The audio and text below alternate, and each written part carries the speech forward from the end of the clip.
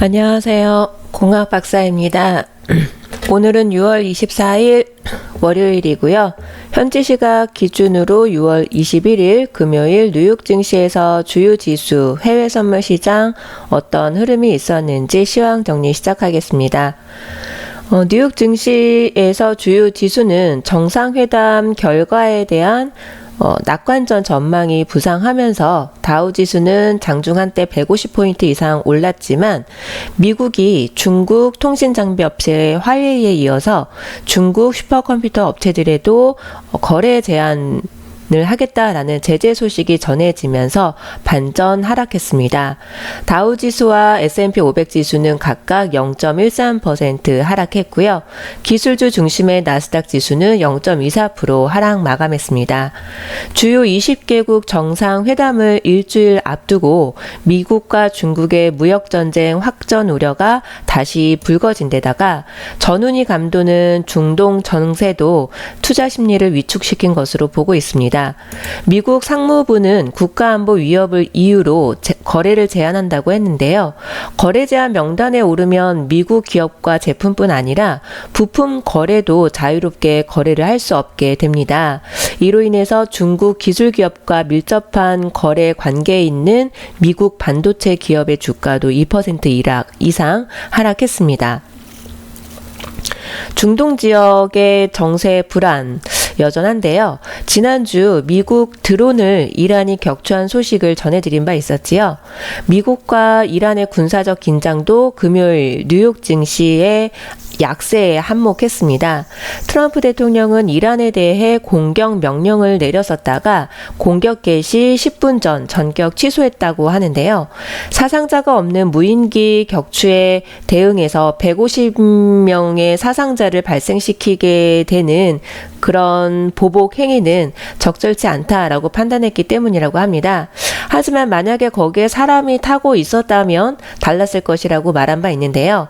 이란은 절대 핵무기를 가질 수 없고 미국에 그리고 세계에 대항할 수 없다라고 강조했습니다. 이 소식을 들은 이란 쪽에서는 또 반발하는 모습을 보이기도 하고 있습니다. 국제 유가는 중동 이 정세 불안감 그리고 정유시설 폭발 사고로 인해서 0.6% 상승 마감했습니다. 국제유가 크루드 오일은 이란을 둘러싼 중동 지역 정세 불안과 그리고 미국에서 발생한 정유시설 폭발 사고 여파로 상승하게 된 건데요. 파라올물 크루드 오일 0.36달러 상승한 57.43달러로 마감했습니다. 지난 한 주간만으로도 9% 급등했는데요. 미국과 이란 간의 팽팽한 긴장감은 여전한데 이란 공습 단행까지 이루어졌지만 트럼프 대통령이 전격 취소하면서 무력 사용에는 한층 신중한 상황이라는 점이 확인되면서 시장은 다소 안도하는 분위기였습니다. 또한 미국 동부 최대 정유 시설에서 대형 화재가 발생했다는 소식까지 겹치면서 국제 유가 상승에 일조했습니다. 국제 금값은 금리 인하 기대감 여전하고요. 달러와 약세로 상승 마감했는데요. 이란과의 긴장감으로 안전자산 수요가 증가한 데다 달러 약세 영향까지 더해지면서 온스당 3.2달러 상승한 1400.10달러에 마감했습니다. 금리 인하 기대가 커지면서 이로 인해 달러 역시 약세가 된 거고요. 이는 곧 금값 상승을 돕게 된 것이겠죠. 오늘 월요일은 경제지표 발표가 없는데요. 이번 주 24일 그리고 28일 주간 주요 이슈 중에는 무엇이 있을까? 우선 뉴욕 증시는 금리 인하 기대감이 유지되는 가운데 미국과 중국의 무역 협상 관련 소식에 민감하게 반응할 것으로 보여집니다. 미중 정상회담은 일본 오사카에서 개최되는 주요 20개국 정상회의 기간 별도로 정상회담을 열기로 했는데요. 이에 앞서서 라이트하이저 미 무역 대표부 대표와 문우신 재무장관 그리고 중국 협상단과 함께 이르면 내일 화요일 대화를 재개할 것으로 예상하고 있습니다. 이들의 대화 내용과 분위기에 따라 증시는 또 한 차례 출렁일 수도 있을 것으로 보고 있는데요. 또한 트럼프 행정부가 자국 내 5G, 5G 이동통신망 구축 과정에서 제조사의 국적과 관계없이 중국산은 모두 배제하는 방안을 검토 중이라는 소식이 전해졌습니다. 중국 정부의 스파이로 이용되고 있다면서 미 기업과의 거래를 금지한 화웨이는 물론이고 중국에 공장을 둔 노키아, 에릭슨 등 비중국 국적 기업의 장비와 부품도 미국 시장에서 퇴출시킬 수 있다라는 의미였기 때문에 파장이 예상되고 있습니다. 아직 논의 초기 단계이고 비공식적으로 진행 중이라고 하는데요.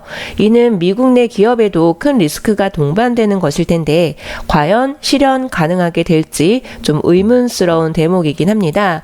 근데 지금 미중 무역 협상과 관련된 기간이 이제 일주일도 채 남지 않은 상태에서 이런 소식이 전해졌다라고 하는 게 하나의 미국 측의 전략이 될 수도 있지 않을까 그런 시각도 가지고 있는 거지요.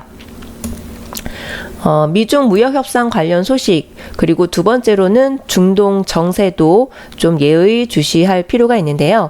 시장에서는 파월 연준 의장을 비롯한 연준의 주요 인사 발언도 예정되어 있기 때문에 중동 정세 그리고 이 연준의 주요 인사 발언 이런 부분도 좀 예의 주시하게 될 것으로 보입니다. 지난주까지만 해도 부진한 경제 지표가 연준의 금리 인하를 압박할 것이라는 기대로 오히려 증시에는 긍정적으로 작용이 됐었지요. 하지만 이 지표가 지속해서 부진한 결과가 나오게 된다면 이미 금리 인하하고 관련된 부분은 상당수 반영이 된 상태이기 때문에 이제는 경기 상황에 대한 우려감으로 재부각될 여지가 있을 것으로 보여집니다. 이번 주에는 미국의 1분기 성장률 확정치와 5월 개인 소비 지출 그리고 주택 관련 지표 다수 그리고 내구재 수주 등 주요 지표가 다수 발표가 될 예정입니다. 이에 따라서 뉴욕 증시 좀 움직임이 있을 것으로 예상을 해볼 수가 있는데요. 어쨌든 오늘은 경제 지표 발표는 없고요. 이 지표 결과에 따라서 뭐 해외 선물 시장이 상승을 간다, 하락이 될 것이다 이렇게 예측하시라는 의미가 아니라는 거 제가 여러 차례 말씀을 드렸을 겁니다. 지표 발표가 예상되는 그러니까 지표 발표가 되는 그 시각대 전후로는 좀 더 집중해서 원칙 매매를 꼭 지켜야 한다라는 그 부분을 제가 강조 드린다는 거 알고 계시지요?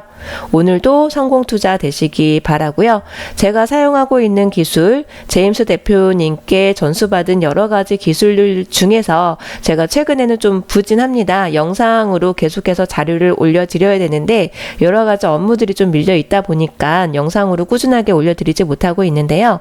어쨌든 꾸준하게 누적 수익을 쌓고 있다라는 것들은 알고 계실 테니까 제가 배운 기술 궁금하신 분들, 나도 이 기술 배워보고 싶다 하시는 분들 계시다면 제임스 대표님의 직통 연락 번호입니다. 본인에 대한 간단 소개와 함께 문자 신청해 보시기 바라고요. 크루드 오일 오늘 3시경쯤에 지금 상승하는 흐름을 보여주었는데요. 지금 전체적인 60분봉 차트로는 꾸준하게 상승 흐름을 보여주고 있는데 이제 상승만 하는 게 아니라 일정 부분 횡보라던가 조정 구간도 보여지게 될 것으로 보여지고요.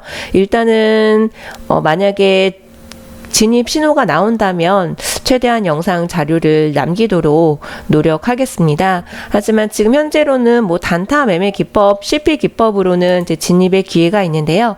저는 HFCP와 TW 이 동신호, 동방향 혹은 동방향이 아니라면 TW 기준으로 신호 영상을 남겨드리고 있기 때문에 그 기준에 부합하는 진입 자리가 나온다면 영상으로 남겨놓도록 노력하도록 하겠습니다. 오늘도 성공 투자 되시기 바랍니다. 감사합니다.